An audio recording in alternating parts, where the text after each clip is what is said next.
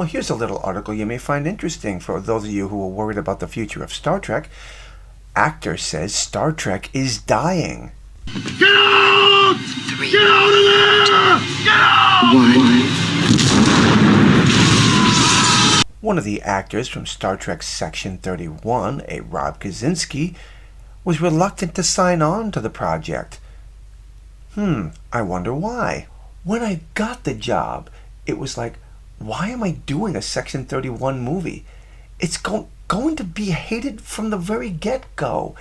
And no one's going to want to watch a movie about Section 31. We're doing it on a we're doing a TV budget movie, and this isn't going to be what the people want. He was completely right on that one. Then I spoke with Alec Kurtzman, the producer, and to Orlando, the director, and they explained to me that Star Trek is dying. You got that, people. Right there, Alec Kurtzman is admitting that Star Trek is dying. I don't know if people know that. What? I was talking about Star Trek at my gym. I'm a boxer, and I train with a lot of kids, and none of them knew what Star Trek was. Can you believe that? Kids haven't heard of Star Trek? Those two things right there should be clear signs that Star Trek is in serious trouble. And then to add a little more silliness to this whole subject, Anson Mount is proposing the idea of selling a Star Trek Captain Pike cookbook.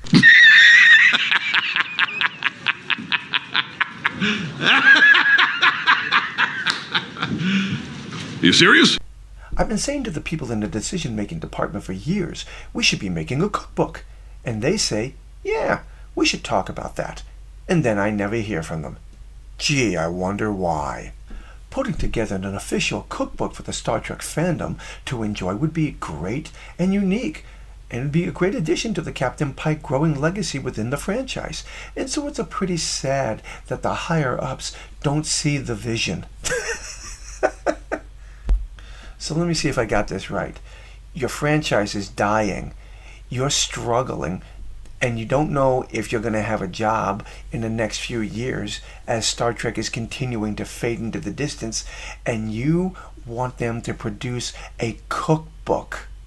Isn't that logical? If Star Trek is to create any type of cooking book, it should be based off of Joseph Sisko, Benjamin Sisko's father. When you watch DS9 and you see the passion that Benjamin puts into his cooking, as well as when he does visit his dad, you can see the passion that his dad puts into the cooking. You want to see more of that, and you'd like to probably experience some of what they're tasting. Some of the things they talked about on the episode on Deep Space Nine sounded really good.